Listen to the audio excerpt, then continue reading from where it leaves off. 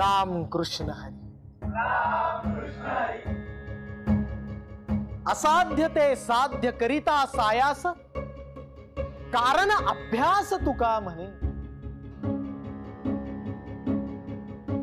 मंडळी, काही वेळेला माणसांच्या आयुष्यामध्ये असे प्रसंग येतात की त्या वेळेला त्या माणसाच्या मताचा कस पाहायला जातो. आणि आजचा प्रसंग काही तसाच आहे. मंडळी, तुम्हाला माहितीये आजचं युग हे स्पर्धेचं युग. आणि अशा युगामध्ये आपल्या गावामध्ये शाळा नाही ही आपली परिस्थिती.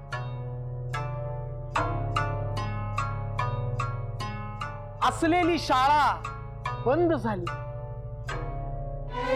आणि या अशा परिस्थितीत इंद्रायणी सारखी एक मुलगी पेटून उठते आणि आपल्या गावामध्ये आपल्या गावातल्या मुलांसाठी शाळा पुन्हा सुरू करू यासाठी प्रयत्न सुरू करते. अहो माऊली, इंद्रायणीने काय काय नाही केलं. सरकार दरबारी अनेक अर्ज केले. शिक्षण मंत्र्यांना जाऊन भेटते, पालकमंत्र्यांना जाऊन भेटते.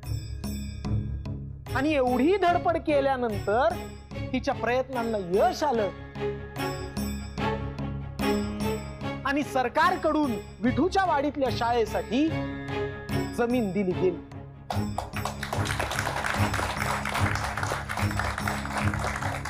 पण गंमत कशी आहे बघा, शाळेसाठी जमीन दिली, पण ती कुठली दिली?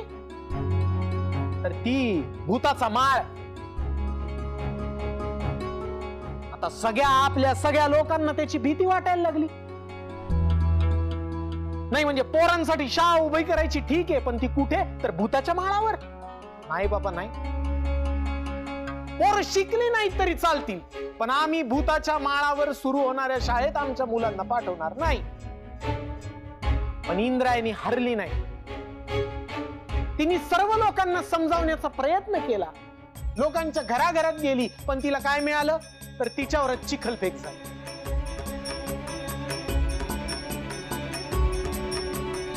शेवटी आम्ही सगळ्यांनी एकत्र येऊन असं ठरवलं की काय वाटेल ते हो, पण शाळा सुरू करायची. आणि अत्यंत उत्साहाने त्या भूताच्या माळावर जाऊन शाळेचं भूमिपूजन केलं. आणि माऊली, काय चमत्कार घडला.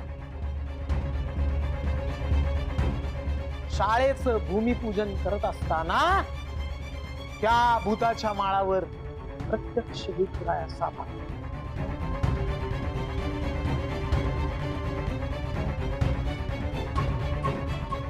आता आपल्या सगळ्यांच्या समोर हा प्रश्न उभा राहिलाय की त्या जागेवर मंदिर उभं करायचं का शाळा उभी करायची? खरे मंडळी, दोन्ही प्रश्न महत्वाचेच आहेत. कारण मंदिर म्हणजे आपल्या संस्कृतीचं रूप, काय बरोबर आहे ना? मंदिर म्हणजे संस्कृतीचं रूप, पण शाळा म्हणजे प्रगतीचं दार. पण आपल्याला या दोघांपैकी कुठल्या तरी एकाच गोष्टीची निवड करावी लागणार आहे, काय बरोबर आहे ना मोहितराव? हा मग, हो बरोबरच आहे की. नाही, मी सुद्धा संभ्रमातच.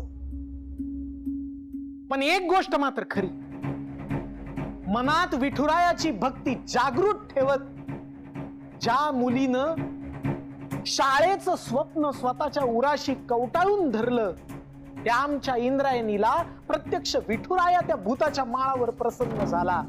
या इतकी आनंदाची गोष्ट माझ्यासाठी दुसरी कुठलीही नाही माऊ. अहो, ज्या जागेकडे जायला फिरकायला आपण घाबरतो, त्या भूताच्या माळावर प्रत्यक्ष विठुराया प्रकट झाला, ही काय सामान्य गोष्ट आहे का?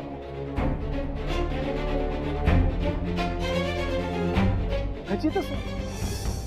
आजपर्यंत ती जागा भूताचा माळ म्हणून प्रसिद्ध होती, इथून पुढे ती जागा विठुरायाचा माळ म्हणून प्रसिद्ध होणार.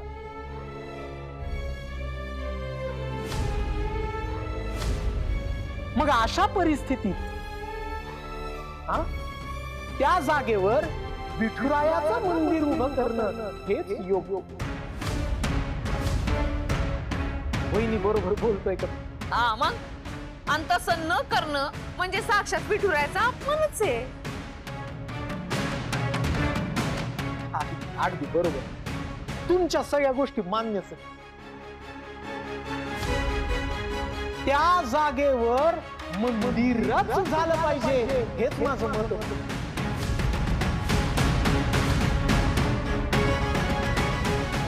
पण त्या जागेवर विद्येचं मंदिर उभं राहिलं पाहिजे असं मला ठामपणे वाटतं.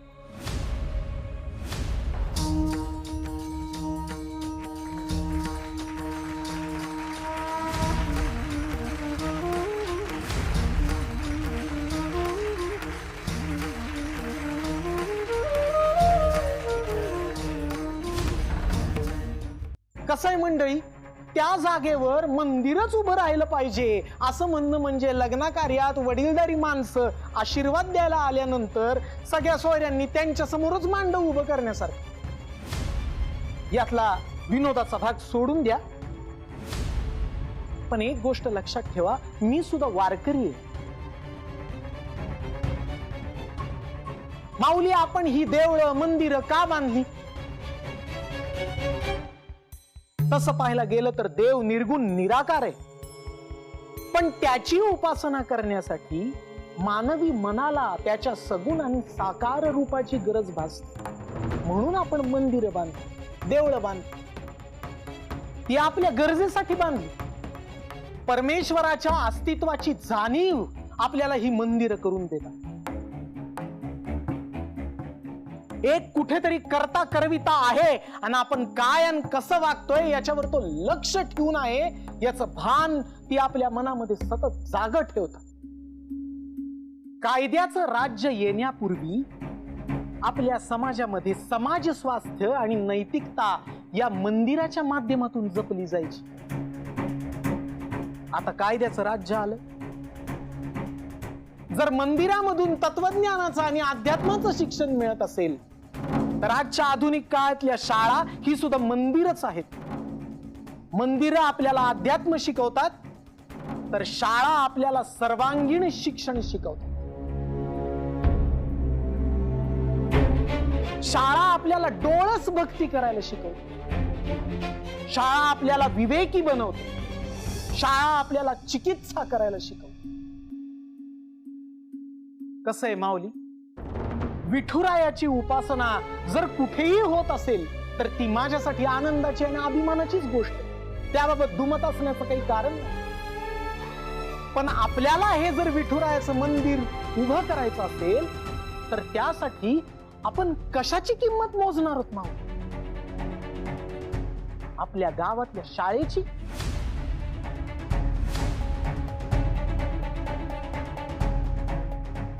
नाही मा. आपण प्रत्येकाने याच्यावर गंभीरपणे विचार करायला. विठुरायाचं हे मंदिर उभं करण्याची किंमत आपल्या गावची नवीन उभी राहणारी शाळा असू शकत नाही. विठुरायाची मूर्ती त्या भूताच्या माळावर सापडणं हा माझ्यासाठी चमत्कार नव्हता माऊ, तर तो माझ्यासाठी एक संकेत होता की जणू प्रत्यक्ष विठुरायाच सरस्वती देवीच्या ज्ञान मंदिरासाठी तिथं आपल्या बरोबर धावून आलेला. मंडळी, ती जागा म्हणजे भूताचा माळ नव्हे, तिथं देवाचा वास आहे. अंधश्रद्धेची आणि भीतीची जळमट दूर सारून तिथे ज्ञानाची दारं उघडली जावीत म्हणून विठुरायाच आपल्या मदतीला धावून आलेला आहे अशी माझी भावना. आणि म्हणून त्या जागेवर शाळेव्यतिरिक्त इतर कुठलीही इमारत उभी राहणं म्हणजे प्रत्यक्ष सरस्वती देवीचा अपमान आहे. माऊली, आजूबाजूची परिस्थिती फार भीषण आहे. आपण डोळे उघडून रोज पाहतोय, वाचतोय. शाळेमध्ये वर्गामध्ये पटसंख्या नाही म्हणून अनेक शाळा बंद पडतायत आणि मंदिरामध्ये मात्र भक्तांची संख्या वाढते आहे.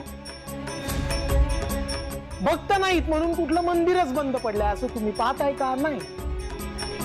मग मला तुम्ही एक सांगा की प्रचार आणि प्रसाराची गरज कुणाला जास्त आहे, मंदिराला का शाळेला? माऊली, अहो एक मंदिर कमी असलं तर माझ्या विठुरायाला राग येणार नाही, पण जर आपल्या गावात शाळा नसल्या कारणाने एवढी एवढी लहानगी पोरं 15-15, 20-20 किलोमीटर जर शाळेसाठी चालत जायला लागली तर त्यांना होणारा त्रास मात्र माझ्या विठोबाला नक्की आवडणार नाही, हे मी तुम्हाला खात्रीपूर्वक सांगतो. त्यामुळे मी मंडळी तुम्हाला विनंती करतो, या शाळेच्या माध्यमातून या लहान मुलांचं भवितव्य उज्ज्वल घडणार आहे.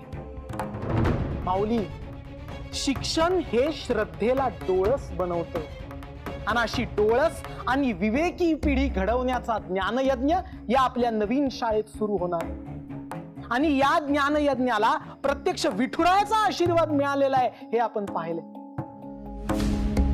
त्यामुळे आपण आपल्या मनातल्या सगळ्या शंका, कुशंका आणि आपापसात असलेले मतभेद दूर सारून शाळा उभी करण्याच्या या पवित्र कार्यासाठी एकत्र येऊया आणि एकत्र येऊन हा लढा पुढे चालवूया, अशी विनंती आणि आवाहन मी तुम्हाला करतो.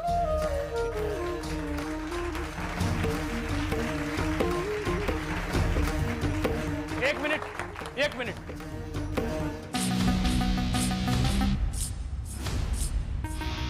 काय हो व्यंकट महाराज, जिथं विद्येचं मंदिर उभारायचंय तिथं या इंद्रायणी देवींनी आणि या अधोक्षज महाराजांनी विठुरायाची राऊत का बरं उभारली बरं? हा मोहितराव, जरा शांत. कसं आहे, शाळा उभी करणं काही सोपं काम नाही, अवघड आहे. त्यात अनेक अडथळे येणार आहेत आणि काही लोक असे अडथळे आणणार पण आहेत. या सगळ्या खडतर प्रवासामध्ये विठुरायाची सोबत असावी म्हणून ती राहुटी त्या दोघांनी तिथे उभी केली.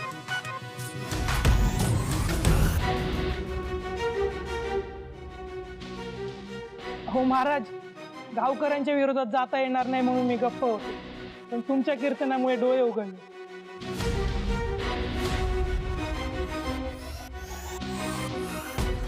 मी आहे तुमच्या सोबत.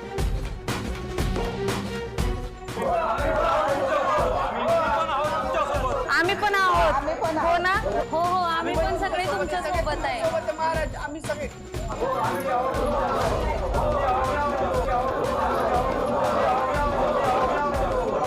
इंदुताई, आम्ही सगळे तुमच्या बरोबर आहोत.